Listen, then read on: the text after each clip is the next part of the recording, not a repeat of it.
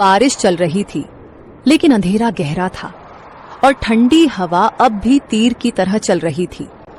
बस कुछ ही दूर और चिंकू पिंकू मेरा इंतजार कर रहे होंगे। तभी सामने से दो काली परछाई आई। ओए चिड़िया रानी, कहाँ चली बारिश में? चिकी चौंक गई। सामने दो शिकारी पक्षी रास्ता रोककर खड़े थे। आज तो किस्मत चमकी है, बारिश में भी नसीब ने हमें गरम गरम चिड़िया भेजी है। आज हम चिड़िया तुझे खा जाएंगे। अब चिकी चिड़िया के सामने यह नई मुसीबत आई थी।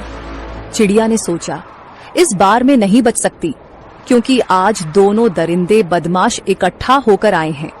मुझे आज बल से नहीं परंतु दिमाग से काम लेना होगा। उसके दिमाग में एक आइडिया आया। जब दुश्मन को हराना हो तो उनमें फूट डालो, जिसे दुश्मन की ताकत आदि हो जाती है। तुम दोनों बहादुर शिकारी हो ना, और मुझे खाना चाहते हो ना, परंतु तुम दोनों में से जो सबसे बड़ा शिकारी और सबसे ज्यादा ताकतवर होगा वही मुझे खाएगा। मैं तो सबसे खतरनाक हूँ, पंखों से पंजे तक मौत हूँ, मौत। तेरी औकात नहीं मेरे सामने, मैं तो उड़ते परिंदे गिराता हूँ। तू मुझसे बड़ा शिकारी नहीं हो सकता। तो भेड़ो ना, दिखाओ असली ताकत। मुझे तो वही खा सकता है जो सबसे ताकतवर है। दोनों शिकारी जल उठे। कौवा उड़कर सुल्तान की ओर झपटा। सुल्तान ने पलटवार किया। सबसे पहले मैं तुझे खाऊंगा, फिर इस चिड़िया को। तू खा नहीं पाएगा कालू।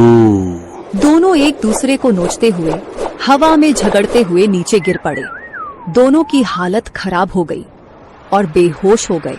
चिकी इसी मौके का फायदा उठाते हुए चुपचाप वहां से जल्दी उड़ते हुए निकल गई। उसके मन में एक ही बात थी, बच्चों तक पहुंचना है, बस अब देर नहीं। चिंकू और पिंकू कांपते हुए बैठे थे। बारिश अब थम चुकी थी, लेकिन डर अब भी घोंसले में था। तभी हवा में एक जानी पहचानी गंध आई। चिंकू, मेरे पिंकू, मैं लौट आई। मम्मा, हम कब से राह देख रहे थे कि आप कब आएंगी। मेरे लाल, तुम दोनों ठीक हो ना? डर तो नहीं लगा? बहुत डर लगा मम्मा, बिजली भी चमक रही थी। चिंकू बार बार बाहर देख रहा था। मैं तो कह रहा था ना जल जाएगा। बेटा, कभी कभी डर जरूरी होता है, लेकिन बहादुरी ये है कि डर के बाद भी टिके रहो। तुम दोनों ने बहादुरी दिखाई। पंखों में छुपाए हुए गेहूं को निकालकर मजेदार खाना बनाया और बच्चों को दिया। बच्चों ने भूख के कारण खाना खा लिया। अगली सुबह बारिश तो रुक चुकी थी, लेकिन घोंसले में सन्नाटा था।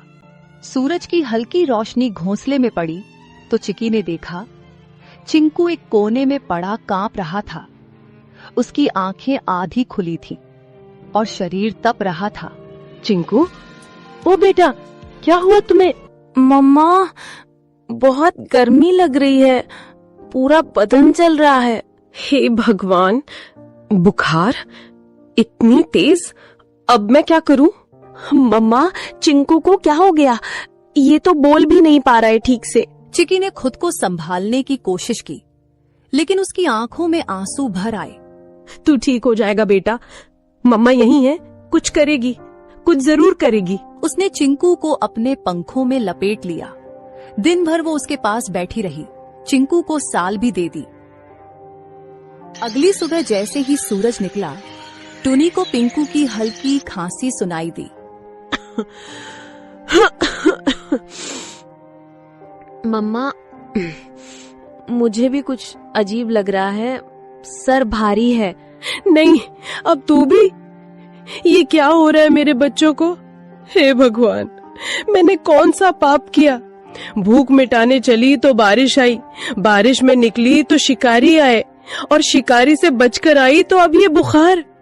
क्या मेरी ममता की परीक्षा ले रहे हो तुम? पिंकू और चिंकू दोनों अब मम्मा के पंखों के बीच पड़े कराह रहे थे।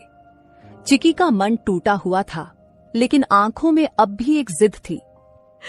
नहीं, मैं हार नहीं मानूंगी। मैं माँ हूँ, और माँ कभी घोंसले में बैठकर अपने बच्चों